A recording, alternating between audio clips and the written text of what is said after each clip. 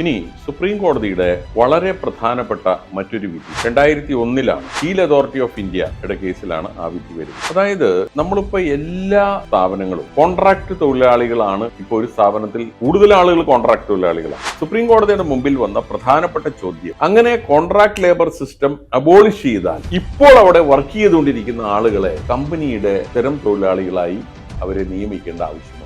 ഇപ്പൊ എല്ലാ ജോലികളും സ്ഥിര ജോലികളല്ല, അതുകൊണ്ട് കോൺട്രാക്ട് ലേബർ വേണ്ടി വരും. പക്ഷെ അവിടെ കയറഴിച്ചു വിടാൻ പറ്റില്ല. Their conditions of services are to be regulated. എത്ര കാലം വർക്ക് ചെയ്താലും ഇനി അവിടെ ഒരു അബോളിഷൻ കൊണ്ടുവന്നു കഴിഞ്ഞാലും ആ തൊഴിലാളികളെ റെഗുലറൈസ് ചെയ്യുന്ന പ്രശ്നമില്ല. പക്ഷേ സുപ്രീം കോടതി ആ കാര്യത്തിൽ ഒരു കാര്യം പറഞ്ഞു. അന്ന് സ്ഥിര ജോലിക്ക് ഒരവസരം കൊടുത്തിരുന്നെങ്കിൽ അയാൾ ഒരുപക്ഷെ സ്ഥിര ജോലിക്കാരനായനെ. കാരണം 32 വയസ്സുള്ളൂ. അപ്പൊ സ്റ്റാറ്റ്യൂട്ടറി ആയിട്ട് ഒരു ക്വാളിഫിക്കേഷൻ പറയണ്ടെങ്കിൽ അവിടെ നിങ്ങൾ കൺസെഷൻ കൊടുക്കണ്ട, മറ്റുള്ള സ്ഥലങ്ങളിൽ ഈ രീതിയിൽ കൺസെഷൻ കൊടുക്കണം.